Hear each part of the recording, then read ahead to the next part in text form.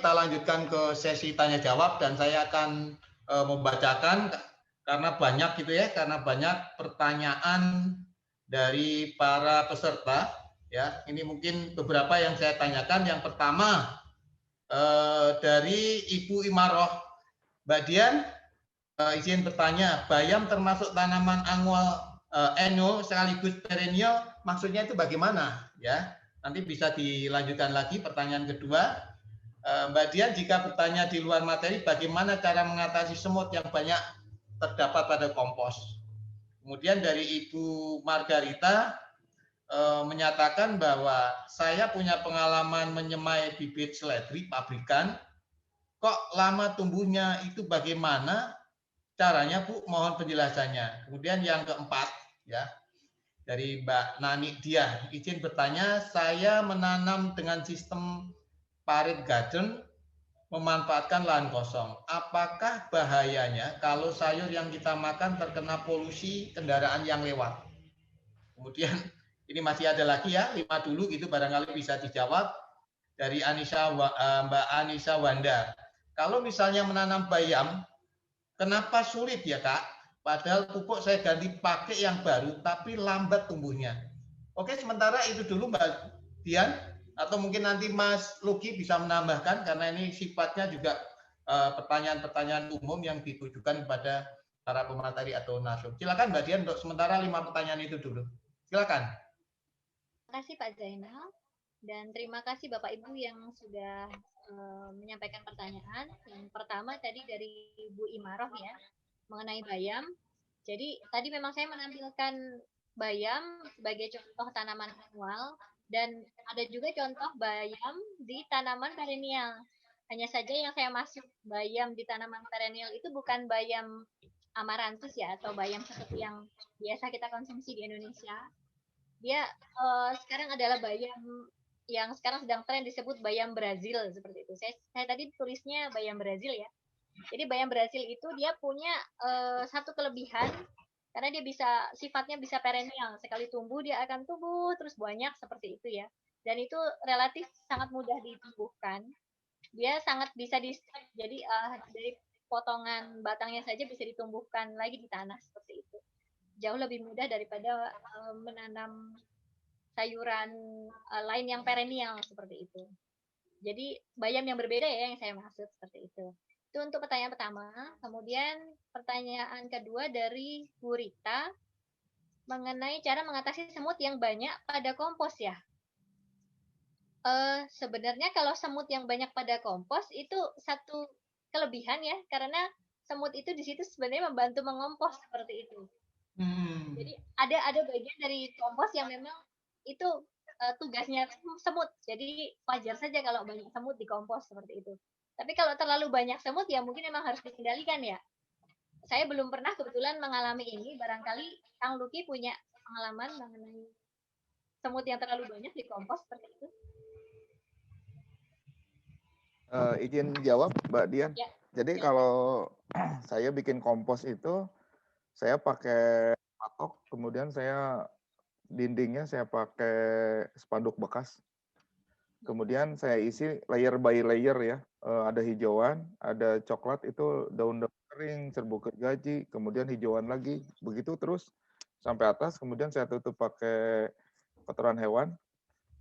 Saya siram dengan semprotan ekoenzim. Nah, kemudian saya tutup dengan terpal. Nanti suhunya akan naik gitu. Nah, biasanya kalau pas suhu naik itu sebetulnya secara teori gini Mbak. Jadi ceritanya ada mungkin kemasukan pestisida atau apa ya yang ada residu kimianya. Jadi kalau contoh merkuri itu kalau nggak salah di suhu minus 256 itu bentuknya padat. Tapi ketika di suhu tubuh manusia kayak kita ini 36, 37 itu bentuknya gas. Itu makanya dokter kesulitan untuk mengeluarkan merkuri dari badan saya. Tapi ketika di komposter itu suhunya bisa sampai 60, 70 derajat. Itu ibaratnya apa ya? Logam berat itu ini apa sih namanya? Terbang gitu apa namanya? Terurai oleh alam. Nah, itu sebetulnya indikasi dan sebetulnya kalau misalnya tadi ya ada semut, saya curiganya terjadi dekomposisi sudah baik, sudah bagus, kemudian ada cacing, si semut ini tertarik sama cacing. Sebetulnya kayak gitu. Jadi saran saya sih pakai ekoenzim. Moga-moga pada udah tahu ya cara bikin ekoenzim. Nanti perlu Makasih, workshop Mbak. khusus ya untuk ekoenzim mungkin. Masih ada yang belum dijawab, sudah semua ya Mbak Dian? Ya, baru 2. Oh Kemudian ya. yang berikutnya ya dari Bu Margarita mengenai menyemai bibit seledri pabrikan kok lama tumbuhnya. Jadi untuk benih itu sendiri secara alami dia memang punya masa untuk kecambahannya, Ibu. Jadi memang kita tidak bisa memaksakan kalau kita biasa menanam, maksud saya menyemai seperti itu ya, menyemai katakanlah pakcoy seperti itu ya. Itu cepat, seperti 2 hari sudah muncul seperti itu. Tapi ketika kita menyemai seledri itu bisa mencapai 3 minggu mungkin baru keluar seperti itu. Jadi kadang kita pikir wah ini tidak akan berkecambah ya, lalu kita bongkar begitu saja. Padahal sebenarnya dia itu memang masa perkecambahannya cukup lama seperti itu secara alami. Jadi memang itu bagian dari karakter alami tanaman tersebut ya. Jadi Mas seledri termasuknya lama. Jadi mohon bersabar kalau mau menanam seledri. Cuman kelebihannya seledri dia umur tanamannya bisa panjang ya.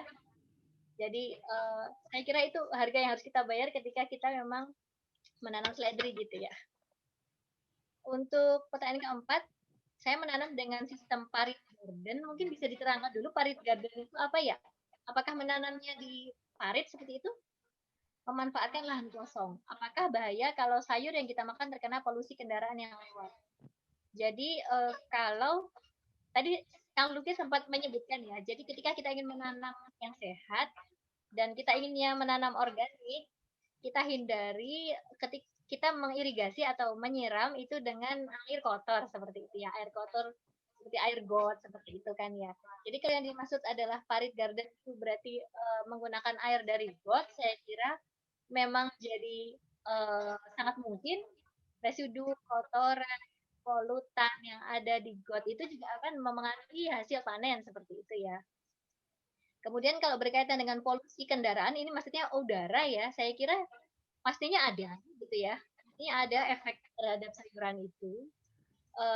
Hanya kalau hanya ditanam di tempat yang katakanlah di pinggir jalan gitu ya, tapi masih disiram dengan air yang bersih, saya kira itu masih lebih aman daripada kalau disiram dengan air kotor seperti itu ya. Karena polusi udara itu memang ada dan sebenarnya ada cara mengantisipasinya juga. Di antaranya adalah dengan kita mencuci sayuran yang akan kita konsumsi itu sebaik mungkin gitu ya. Bahkan ada juga cairan mungkin yang cairan deterjen khusus ya untuk mencuci sayuran seperti itu. Namun tetap ada ya kandungan yang pasti tetap beda kandungan yang terpolusi dengan yang tidak. Tapi saya acungi jempol sudah mau menanam itu ya daripada tidak menanam sama sekali seperti itu. Untuk yang berikutnya mengenai menanam bayam ya, kenapa sulit ya? Padahal pupuk saya ganti pakai yang baru tapi lambat tumbuhnya. Padahal bayam itu termasuk yang mudah sekali loh ditumbuhkan. Mungkin sulitnya itu di mana ya? Boleh dirinci apakah ketika membesarkan ataukah ketika menyemai? Karena masing-masing itu ada tantangan yang masing-masing seperti itu ya. Seperti misalkan ketika kita menyemai bayam kok sulit, mungkin saja media tanam yang kita gunakan dia tidak terlalu bagus atau mungkin sudah ada hamanya, jadi ternyata kualitas bayam atau kecambah bayamnya juga tidak terlalu bagus hasilnya. Itu. Atau ketika pembesaran seperti itu, mungkin nutrisinya kurang, barangkali pupuknya ada yang salah juga, jadi ada banyak faktor ya saya kira seperti itu. Mudah-mudahan menjawab ya. Ya, oke. Mungkin Mas Luki bisa sedikit menambahkan terutama soal pertanyaan yang tadi. Apakah bahaya kalau sayur yang kita makan itu terkena polusi kendaraan yang lewat? Silakan, mungkin barangkali bisa menjelaskan tadi kayaknya disebut-sebut ada merkuri segala gitu ya. Jadi saya sama Mbak Dian. Yang penting beliau udah semangat untuk berkebunnya itu udah bagus banget. Jadi memang kalau paling bagus nggak kena hutan ya. Tapi gini, masih lebih daripada yang kena pestisida. Saya mau cerita sedikit, mohon maaf ini agak melebar. Jadi ada pestisida namanya anti androgen. Profesor Ahmad Sulaiman yang kemarin presentasi itu menceritakan timnya itu meneliti ada anti androgen yang sekarang lagi tren di pasaran pestisida.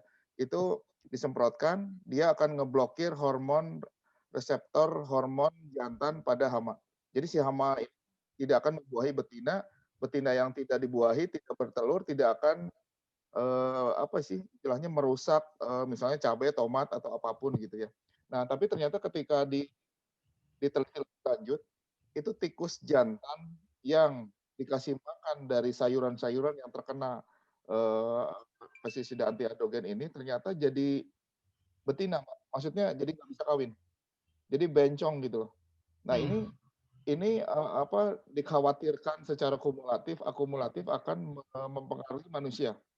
Dan ini ketika sudah dilaporkan oleh beliau, oleh profesor, beliau itu guru besarnya IPB gitu ya, melaporkan ke dinas terkait, kementerian terkait, pakai data, pakai penelitian, pabriknya tetap jalan sampai sekarang gitu. Saya nggak ngerti kenapa ini, moga-moga didengar ada beberapa petinggi lah yang bisa punya power untuk kenapa nih masih kayak gini gitu ya. Itu satu.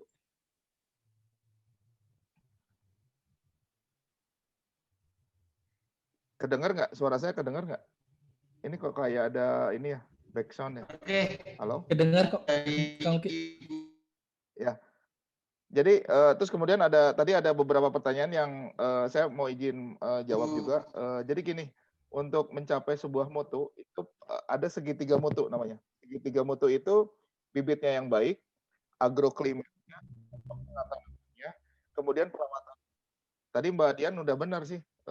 Mungkin aja sih bibitnya expire gitu. Mungkin aja bibitnya udah rusak, udah kontaminasi atau apapun lah gitu ya. Mungkin juga apa namanya perawatannya atau teknik membibitkannya salah atau tadi teknik menanam salah. Tapi yang harus diperhatikan juga ada agroclimate. Agroclimate itu bisa dilihat di tabel-tabel atau misalnya Anda belinya dari mana nih? Misalnya contoh ya, strawberry beli di kami di Lembang di Cihideng ini yang ketinggiannya 1100 mdpl itu nggak akan bisa tumbuh baik itu di Jakarta atau di Bekasi gitu, itu nggak akan bisa tumbuh. Maksudnya tumbuh, tapi buahnya kalaupun ada berbuah kecil gitu, daunnya juga kayaknya nggak akan seger gitu. Maksudnya kayak gitu. Jadi segitiga mutu itu yang jadi patokan. Moga-moga bisa nambahin, Mbak. Makasih. Ya, baik, terima kasih Kang Luki, dan moga-moga memang memberikan rasa puas gitu ya setelah ada jawaban dari Mbak Dian sama Kang Luki. Oke, kita lanjutkan, ada pertanyaan yang nomor 6 gitu ya dari Ibu Rista Sundari. Untuk pohon manggis biasanya berbuah pada musim kemarau sekitar 2 tahun atau setahun sekali baru berbuah. Bu, apakah ada pupuk khusus atau proses penanaman tertentu agar pohon manggis ini dapat berbuah lebih cepat dan tumbuh sehat? Kemudian terdapat pohon manggis dengan daun yang ikal, apakah itu berpengaruh terhadap buah yang dihasilkan? Bagaimana cara memperbaikinya? Silakan, mungkin ini agak butuh jawaban spesifik baik dari Kang Uti maupun Mbak Dian. Silakan Mbak Dian lebih dulu. Baik, terima kasih untuk pertanyaannya. Ini mengenai pupuk pembuahan ya, pupuk pembuahan ya, betul ya? Saya kalau secara pribadi saya mohon maaf saya belum ada pengalaman untuk buah manggis. Entah kalau Kang Luki ya buah manggis, jadi saya juga belum tahu karakter tanamannya seperti apa gitu ya. Tapi biasanya kalau di situ disebutkan daun yang ikal ya, itu dia mengindikasikan satu gejala dalam tanaman itu kan ya. Bisa jadi ikalnya seperti apa juga sih ya sebenarnya bergantung itu. Jadi biasanya ada kekurangan nutrisi tertentu mungkin atau mungkin ada faktor lingkungan tertentu yang mempengaruhi seperti dia menjadi gosong seperti itu ya. Jadi akhirnya menjadi ikal seperti itu. Jadi ikalnya seperti apa juga tergantung seperti itu. Untuk pupuk khusus atau proses penanaman tertentu agar pohon manggis cepat berbuah. Kalau pupuk secara umum ya untuk pembuahan dan pembungaan kita bisa perbanyak sumber-sumber fosfor ya di dalam pupuk kita seperti itu. Namun fosfor kalau misalnya mau beli sintetis tentunya ada seperti itu ya pupuk pembungaan pembuahan. Cuman saya sarankan yang bukan yang sintetis saja, yang alami. Jelas kalau mau menggunakan kompos itu sudah otomatis dia akan adjust atau mengatur dirinya memenuhi kebutuhan yang dibutuhkan tanaman itu. Jadi kompos itu adalah pupuk paling bagus, tidak ada istilah seperti overdosis ya kalau untuk kompos. Kemudian kalau ingin tambah bahan-bahan tertentu, boleh juga misalkan ibu punya cangkang kulit telur, nah itu sangat bisa membantu juga memacu pembungaan pembuahan, atau kemudian sumber-sumber lain di rumah seperti itu ya. Atau kalau misalkan ingin yang alami juga, diantaranya pupuk guano, mungkin pernah dengar ya? Pupuk guano itu dari kotoran hewan tertentu ya. Kelelawar. Kelelawar ya, yang ada proses fermentasinya juga di situ, bisa juga digunakan untuk itu. Kang Luki mungkin mau menambahkan? Silakan Kang Luki. Oke. Sebetulnya tadi mirip ya, mirip yang Mbak Dian cerita. Jadi memang tadi kan harus dilihat juga itu si kesuburan tanahnya bagaimana. Untuk ngelihat kesuburan tanah itu sebetulnya mudah ya. Ini saya punya botol ini ada botol, kelihatan nggak ya? Ini contoh botolnya, kelihatan nggak? Kelihatan, Kang Luki? Kelihatan ya? Ya, kelihatan. Untuk melihat tanah kita baik atau tidak, itu masukin tanah ke dalam botol ini kira-kira 3/4. Kemudian dikisi air, tutup. Kocok, nanti akan terpisah jadi 3 bagian. Ada yang paling berat itu biasanya pasir, batu, dan lain-lainnya. Kemudian di tengah-tengahnya itu nanti ada bentuknya tanah. Paling tinggi itu, paling atas itu biasanya topsoil. Itu yang namanya kompos tadi. Atau si pupuknya, si nutrisinya itu di situ. Kalau nutrisinya kurang, jelek banget, ya harus ditambah gitu ya. Nah, sebetulnya tadi balik lagi kalau misalnya udah ada anomali ya, udah ada kelainan, daunnya meringkel atau apa, itu ada penyakit. Biasanya yang cara paling mudah itu di pruning, diambilin gitu. Kemudian nyambung sama pupuk. Mbak, itu pupuk yang terbaik dari sebuah tanaman itu ya bagian dari tanamannya itu. Contoh dari padi. Pupuk yang terbaiknya itu ya si batang padinya, si daun-daunnya, si akarnya. Tapi sekarang malah banyak yang dibakar ya gitu. Gimana kalau batang padinya dimakan sama sapi atau kambing, ya kotoran sapi atau kambingnya harus balik lagi gitu ke sawah itu gitu kalau memang mau baik ya. Nah, kembali ke pohon, kita punya pohon apa nih? Kita punya pohon tadi manggis ya. Pupuk yang terbaiknya itu ya bagian dari si pohon itu lagi dikomposkan, si daun-daun keringnya dikomposkan, si kulit-kulitnya dikomposkan. Silakan buahnya dimakan, tapi ya harus dikembalikan lagi sampahnya itu ke apa ya, ke daerah sekitar. Jadi mungkin sedikit referensi aja, ujung akar dari pohon manggis itu adalah ujung kanopi dari si daun. Kebayang susah nggak? Jadi ujung daun itu adalah ujung akar. Banyak orang yang mupuknya itu di tepat di batangnya itu, tepat di apa namanya? Pas batang. Di bagian bawah batangnya ya. Iya, ya itu salah itu. Jadi si ujung akarnya padahal di situ, lihat aja daunnya paling luar mana, itu di situ ujung akar. Nah, berkebunnya di apa? Ngasih komposnya seharusnya di situ gitu. Jadi kalau salah juga nanti yang subur bagian mana gitu, tanaman mana yang manggisnya malah nggak dapat. Moga-moga segitu kejawab, Mbak. Ya, jadi prinsip yang disampaikan Kang Luki tadi adalah tanaman itu sebenarnya memproduksi apa yang dia butuhkan sendiri seperti itu. Jadi ketika dia sudah rontokannya kembalikan lagi ke tanah tempat tanaman itu berada, seperti itu prinsipnya. Oke, selanjutnya pertanyaan dari Ibu Lu Atunisa, ya ini juga untuk Mbak Dian dan Mas Luki.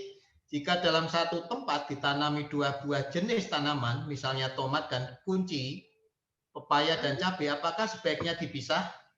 Kemudian yang B ini satu nomor tapi banyak juga. Yang B, ketika biji pepaya California ditanam, mungkinkah yang tumbuh pepaya gantung? Kemudian yang C, setahu saya teknik menyambung, menempel itu hanya bisa di tumbuhan berkayu. Akan tetapi beberapa hari yang lalu Bapak mencoba menempelkan antara pepaya gantung dengan pepaya yang lain.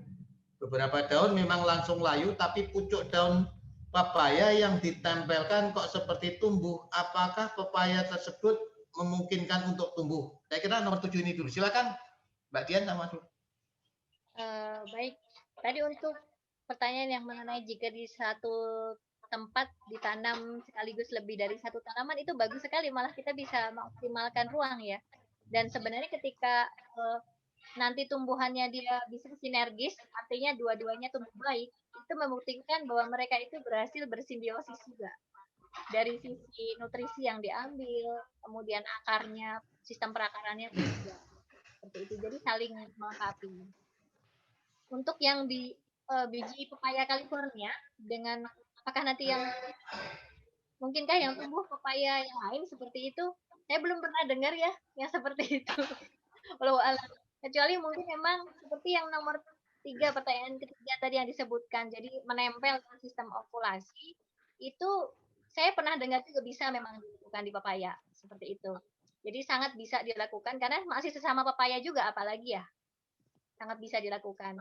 Jadi jawaban nomor 2 bisa nyambung ke nomor 3 kalau memang dia disambungkan dengan jenis yang pepaya gantung, boleh bilang seperti itu juga. Silakan Kang Luki, mungkin ada tambahan?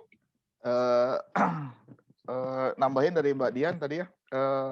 Tadi tanaman ditanam itu ada companion plant namanya ya. Nah, bahkan di kami itu ada namanya repellent, Mbak. Jadi repellent itu kalau misalnya contoh tanaman-tanaman ada yang memang tidak disukain sama hama. Itu contohnya kayak kenikir, Mbak.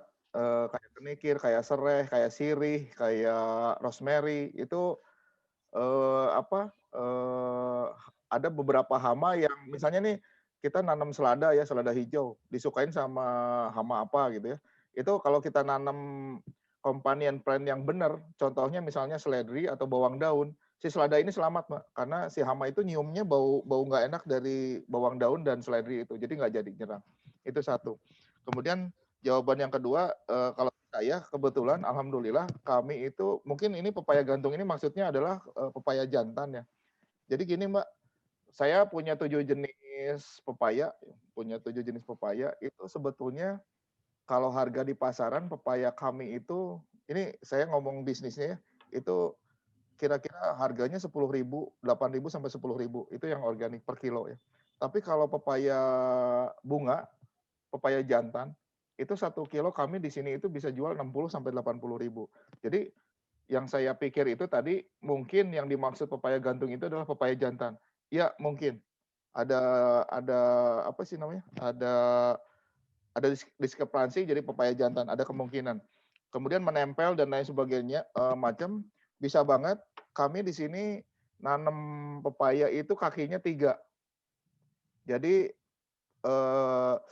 pepaya bagusnya 1, kemudian pepaya-pepaya yang biasanya saya sambungkan itu jadi kakinya ada 3 gitu. Jadi istilahnya mulutnya lebih banyak. Itu kita bisa lakukan. Kemudian saya juga memperbanyak pepaya jantan itu dengan cangkok di sini. Saya mencangkok pepaya.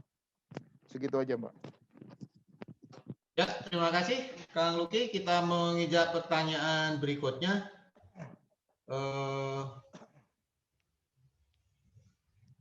Dari Mbak Ibu Nanidiah ya, saya menanam dengan sistem parit. Oh tadi sudah ya.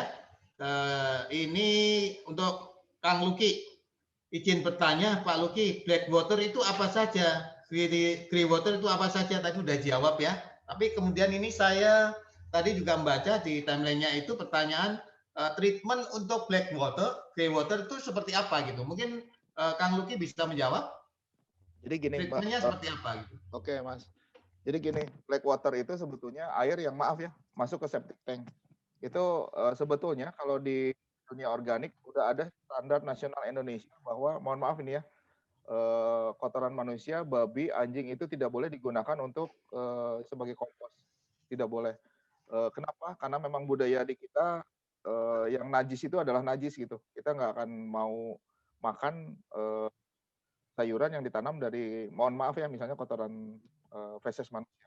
Yang secara medisnya juga ternyata kotoran manusia, babi dan anjing itu ada kemungkinan membawa bakteri E. coli penyebab muntaber. Jadi tidak boleh. Nah, terus bagaimana kalau di permaculture? Masih bisa, caranya adalah dengan dibikin biogas. Biogas itu dimasukkan ke sebuah reaktor, ditampung gasnya, gas metannya, kemudian dipanen gitu untuk masak. Itu nggak ada bau sama sekali karena udah bentuknya udah gas metan. Kemudian treatment untuk grey water itu apa sih? Grey water itu kalau jadi gini, di rumah saya ini air buangannya itu sudah terpilah-pilah. Jadi ada tadi ya saluran khusus untuk membuang ke septic tank, ada saluran khusus yang air apa sih dari mesin cuci itu kan busanya banyak, apa sabunnya banyak, itu ada khusus lagi. Kemudian ada yang grey water itu contoh air mandi, air cucian piring, air wudhu dan lain sebagainya, itu satu pipa lagi. Itu akan tergantung dari cara treatmentnya. Kalau cara treatmentnya yang tadi yang apa mesin cucinya yang busanya banyak, itu biasanya kita harus pakai mekanik dulu. Jadi ada saringan, ada treatment maksud saya gitu. Jadi ada 3 bak. Bak pertama ada mechanical, bak kedua kemudian dimasukkan ke dalam pasir. Pasirnya itu kemudian ditanamin sama tanaman-tanaman air. Bisa eceng gondok, bisa pokoknya tanaman air banyak lah. Kalau kami alhamdulillah di sini kayaknya tempatnya orang jualan tanaman air gitu. Sampai lotus juga bisa gitu. Dan kemudian baru terakhir nanti bak ketiga itu biasanya airnya sudah relatif bersih. Relatif bersih ini kemudian masih tetap kita nggak akan pakai untuk nyiram sayuran, tapi dipakai buat misalnya nyiram pohon-pohon buah gitu. Misalnya pohon mahoni, pohon buah, pohon alpukat, apa segala macam masih bisa. Moga-moga kejawab gitu.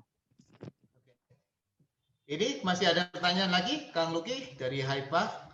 Apakah bisa berbagi cara membuat pestisida nabati dari bahan-bahan dapur atau jenis tanaman apa saja yang bisa diekstrak kali ya, didistrak hama? Kebun saya dipenuhi hama belalang, ulat, dan semut sehingga maintenance-nya lumayan kayak gitu. Silakan, Kang Luki. Jadi tadi ya saya cerita pengendalian hama terpadu di kami itu, jadi pestisida itu terakhir gitu. Ada pengendalian hama terpadu. Salah satunya adalah membuat area penarik hama, namanya atraktan. Jadi si hama-hama ada satu area di kami, hama itu boleh main ke situ gitu. Nah di situ nanti berkumpul tuh predatornya. Ada belalang sembah, ada laba-laba dan lain sebagainya. Kemudian teknik yang kedua adalah rotasi tanaman. Kita berganti-ganti tanamannya, jadi memutus mata rantai. Takutnya ada inang gitu, ada inang yang memang disukain sama hama.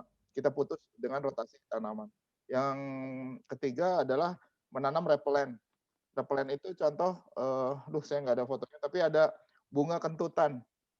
Bunga kentutan, kalau di Sunda orangnya bunga kahitutan gitu ya, itu bunganya kuning-kuning, pentol kuning-kuning gitu, Mbak. Itu tidak disukain hama. Nah, bunga ini juga sekaligus bisa jadi pestisida.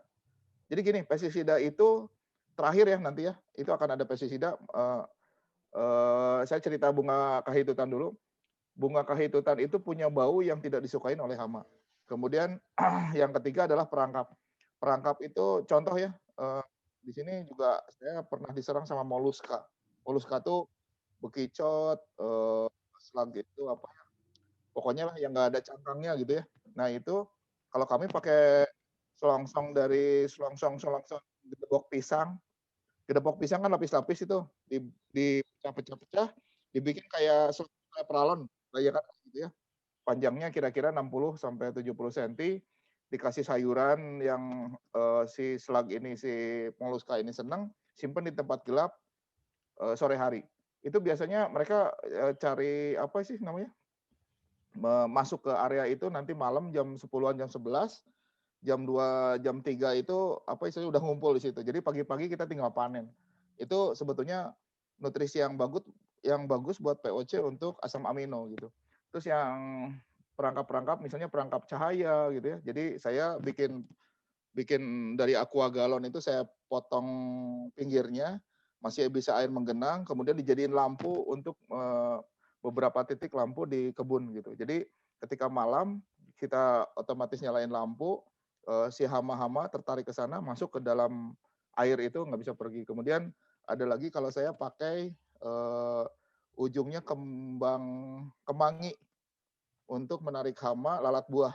Lalat buah ini suka menyerang tomat, menyerang cabai, menyerang buah-buahan gitu ya. Itu saya tarik dengan perangkap pakai ujung bunga kemangi, surawung kalau orang sini bilang. Nah, kemudian akhirnya terakhir pestisida.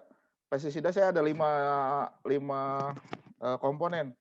Dari rasanya yang tidak disukain hama-hama, contoh itu cabai, jahe, itu bisa dipakai.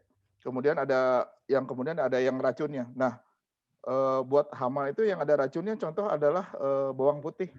Bawang putih buat manusia enak ya, tapi buat hama itu ada racunnya. Kemudian ada yang baunya nggak enak tadi, misalnya sereh wangi, misalnya tadi bunga kentutan. Kemudian memang yang ada racunnya itu contohnya misalnya kacang babi misalnya gitu ya, itu ada retononnya atau mimba gitu ya, itu ada cyanidanya. Kemudian yang terakhir itu ada perekatnya. Perekatnya itu pakai daun kembang sepatu atau pakai lidah buaya. Digiling, ditumbuk, dibiarkan semalam atau 2 malam, disaring, semprotkan. Semoga menjawab.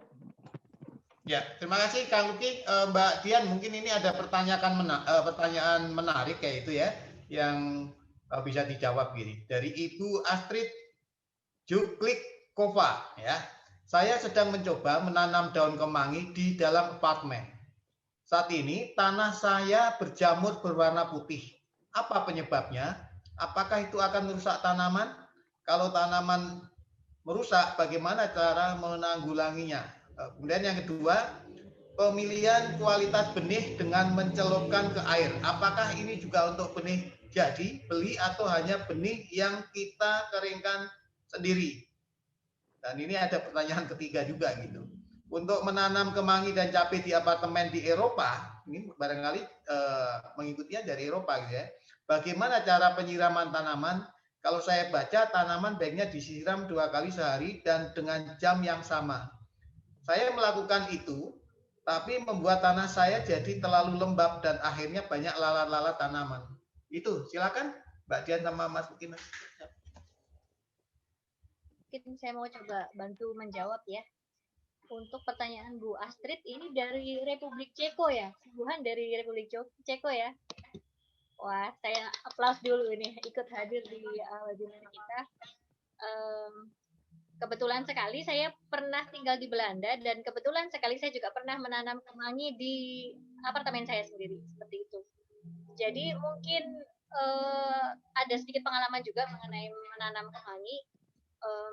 Kalau di dalam apartemen, apalagi di negara 4 musim, kalau situasi sekarang kan sedang musim dingin ya, sedang musim dingin. Jadi memang salah satu hal yang harus kita perhatikan adalah mengenai kelembaban. Kelembaban itu sangat penting ya.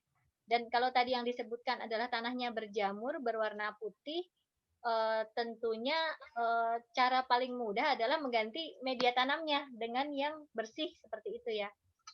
Dan di antara yang menyebabkan jamur itu biasanya adalah kita terlalu sering menyiramnya. Jadi ketika tadi disebutkan intensitas penyiraman adalah sehari 2 kali, mungkin juga harus memperhatikan tidak hanya intensitas, tapi juga tidak hanya frekuensi, tapi juga intensitas air yang kita tambahkan. Jadi juga nggak boleh terlalu banyak. Sekalipun kita menyiramnya sehari 2 kali. Kalau saya sendiri, alhamdulillah sudah pernah menanam itu di negara 4 musim ya, di indoor juga seperti itu. Dan itu cukup hanya saya siram seperti 1 kali setiap 3 hari. Seperti itu, dan alhamdulillah bisa panen dengan sukses.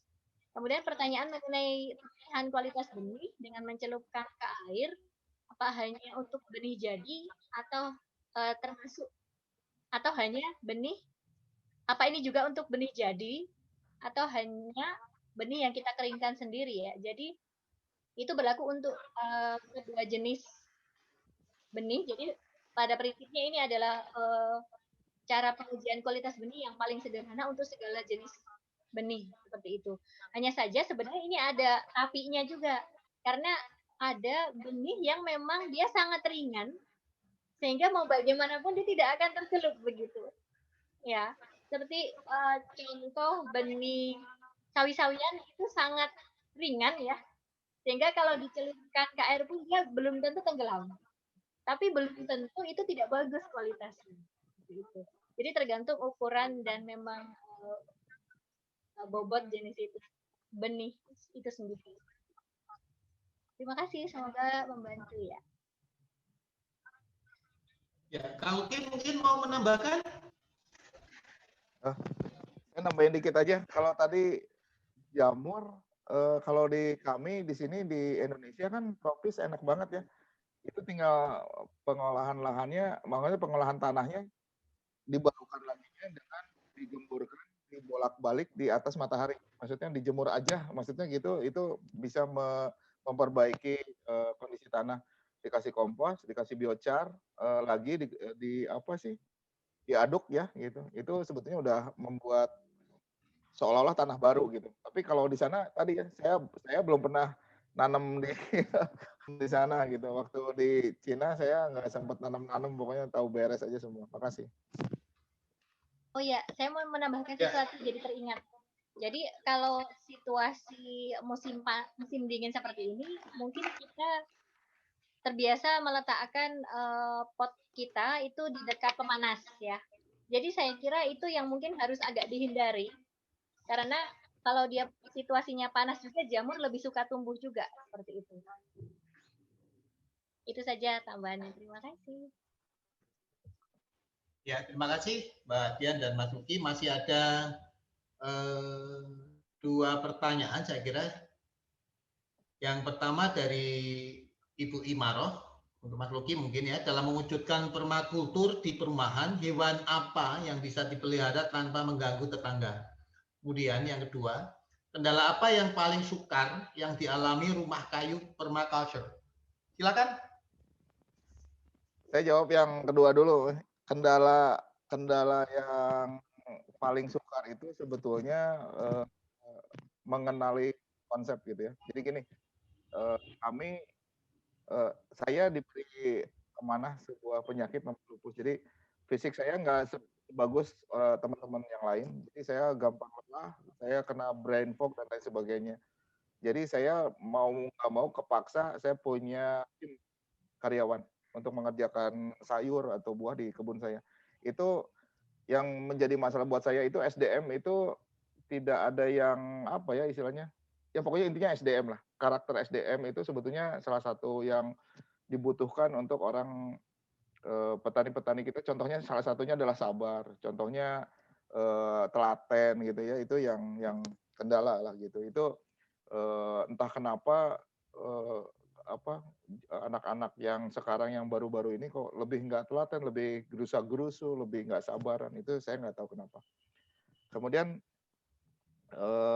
tadi ditanya hewan apa? Wah, saya nggak tahu posisi ibu ini di mana gitu. Tapi gini, saya punya angsa, kandang angsa saya kata orang itu kalau unggas paling bau. Kandang saya insya Allah nggak bau dengan teknik permaculture, dengan yang teknik pengamatan, kemudian ya pokoknya semua prinsipnya dikerjakan dengan baik itu ternak saya nggak bau. Ayam saya juga nggak mengganggu. Ayam saya open wide range tapi dia punya daerah khusus untuk berkeliling itu punya. Hewan apa ya? Saya punya maggot pengolahan limbah rumah tangga dengan menggunakan maggot BSF gitu ya. Itu juga nggak bau. Vermicompost juga saya nggak bau. Bahkan vermicompost ini benar-benar saya simpan di samping ruang tamu tempat saya menjamu tamu-tamu saya. Ketika tamu-tamu saya datang ngobrol, nanti buat ada teman-teman yang penasaran gitu, pengen lihat-lihat yuk. Nah, saya bukain. Tadi barusan ngobrol dengan saya, nyium bau nggak? Saya biasanya kayak gitu untuk ngetes gitu ya. Tamu saya bau nggak gitu, kebauan nggak? Ternyata tamu-tamu saya bilang nggak bau gitu. Apalagi ya, saya punya kalkun juga nggak bau. Pada prinsipnya tadi selama tekniknya dipakai dengan benar gitu ya, prinsip permaculture. Jadi permaculture itu bukan ilmu baru, ini nenek moyang kita yang punya gitu, Nusantara yang punya. Permaculture yang sekarang yang masih eksis mana? Badung, Cipta Gelar, Suku Naga itu yang dekat-dekat saya ya, yang di Jawa Barat. Kalau bilang ilmu baru enggak ilmu baru. Ini ilmu lama yang dipakai oleh nenek moyang kita. Moga-moga kejawab, Mas. Oke, terima kasih Mas Luki, Mbak Dian, dan tidak terasa ya, saya kira ini karena memang menarik, yaitu sudah lebih dari 2 jam kita bersama-sama ya, dan banyak pertanyaan yang menarik dan masih banyak juga pertanyaan dari peserta yang belum sempat kita jawab ya, dari pemateri jawab karena memang waktunya terbatas dan nanti akan dijawab melalui subnet Sini Grower ya. Baik, guna mengikat waktu ini menurut jadwal masih ada kayak semacam kuis, tapi akan saya serahkan pada host untuk mengaturnya sebelum nanti saya akan menutup webinar ini. Silakan Mas Haji. Oke, terima kasih atas waktunya Pak Zainal. Ya betul, nggak berasa kita bersama membahas pertanyaan ini secara menyeluruh ya. Thank you semuanya. Pertanyaan-pertanyaannya bukan tidak mau dijawab, tapi memang takutnya kemalaman. Jadi kita coba efektifkan saja. Baik, tanpa lebih lama lagi, saya ingin mengumumkan dulu pemenang bulan kemarin. Webinar yang bulan kemarin menang adalah, ada tanpa menyebut Bapak atau Ibu atau Mas dan Mbak, ini ada nama aja, takutnya saya salah secara gender. Oke, ada Farah, ada Bakti, ada Winda, ada Boboho, ada Liala Mersiana, ada Dani, Windawati SW, ada Iri Miranda, Faris, dan Anissa. Boleh Mas ke slide berikutnya Mas Yasir? Oke, di sini ada namanya Mentimeter. Jadi coba ke menti.com dari browser menti.com. Lalu nanti masukkan kode berikut yaitu 2679458 atau bisa di-scan QR code-nya dari handphonenya Bapak Ibu sekalian. Nah, jadi kalau sudah, mari kita bermain. Oke, siap? Saya tunggu dalam 10 detik. Semoga udah pada masuk ya. Kita lihat. Oke, balik dulu Mas ke sebelumnya ya. Oke. Wah, luar biasa. Bisa jawab Mbak Dian atau Mbak Asri? Jawaban yang benar apa? Tanaman annual ya. Tanaman annual. Bentar. Manakah yang dimaksud bibit pada gambar ini? Monggo dijawab. Apakah A, B, atau C? Ya, tunggu sebentar Mas Yasir, jangan di-show koreknya. Kita punya waktu 10 detik. Oke, yang benar adalah, dan yang terakhir adalah, ada yang benar 3 di iklim panas. Ya, baik. Terakhir, kita lihat pemenangnya, daftar pemenangnya. Oke, karena namanya banyakkan nama-nama panggung, coba kita lihat. Harap melapor di chatroom atau di mana, di yang sudah ditentukan untuk mendapatkan hadiahnya dari kami nanti. Ada Haifa, ada mungkin Ibu Warsini benar ya, Tiger Baby, Tiger Shark, dan lainnya harap melapor nanti untuk klaim hadiahnya. Baik, silakan diteruskan Mas Yasir untuk berikutnya, dan saya kembalikan ke moderator saya Pak Zainal. Silakan Pak Zainal. Ya, terima kasih Mas Aji dan selamat bagi para pemenang kuis gitu ya. Semoga hadiahnya menarik gitu, paling tidak mendapatkan bibit durian gitu, lontong gitu ya. Oke, saya tidak akan berangkat secara panjang, yaitu cuman saya ingin menggarisbawahi dari apa yang disampaikan oleh Mas Luki tadi ya, yang jelas memiliki mimpi besar gitu ya, goal besar juga gitu kan, mengenai menjaga bumi, kemudian juga merawat tanah agar tetap sehat, kemudian petani juga sehat, konsumen juga sehat. Saya kira ini merupakan keinginan ideal kita bersama, walaupun ketika menghadapi dalam keseharian, kita sulit yaitu mendapatkan produk-produk yang memang memenuhi kriteria sehat kayak itu ya, bagi bumi, bagi diri kita sendiri, dan bagi anak cucu kita di masa yang datang. Tadi sharing pengalaman dari Mbak Dian kayak itu, cocok tanam gitu ya Mbak Dian di Belanda ketika belajar itu juga saya kira juga bisa menginspirasi. Kalau saya lihat banyak peserta juga yang usianya mungkin masih muda juga, barangkali siapa tahu nanti juga harus hidup di negara subtropis, kemudian ingin memiliki pengalaman yang sama dengan Mbak Dian menanam sendiri, bereksperimen sendiri. Saya kira apapun yang tadi yang sudah disampaikan oleh para pemateri sangat luar biasa kayak itu, dan sehingga Kalau tidak luar biasa, saya kira sekitar 100 peserta tidak akan bertahan di malam minggu yang sebenarnya cukup bagus juga untuk sekedar refreshing gitu ya, setelah hampir 1 tahun kita berada di dalam rumah. Saya selaku moderator, mohon maaf sekali lagi saya ucapkan pada pemateri Mbak Dian, Mas Luki, kemudian host Mbak Yanti, Mas Haji, dan seluruh peserta. Semoga apa yang disampaikan oleh materi ini memberikan manfaat, maslahat bagi kita semuanya, dan sampai jumpa. Terima kasih. Wassalamualaikum warahmatullahi wabarakatuh. Saya kembalikan pada host. Waalaikumsalam warahmatullahi wabarakatuh. Mas Jenal, terima kasih. Ini ada spoilernya ya. Untuk webinar berikutnya, itu kami akan membicarakan tentang mulsa ya. Kami akan ngobrol soal mikroorganisme dalam kebun rumah dan mulsa. Nah, pasti nanti para peserta webinar makin penasaran nih. Mudah-mudahan webinar selanjutnya tetap mengikuti webinar ini.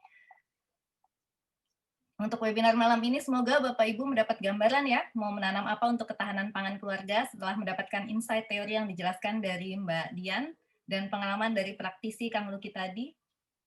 Semoga juga Bapak Ibu mendapatkan gambaran keunggulan tanaman benih lokal dan organik dibanding benih jenis lainnya.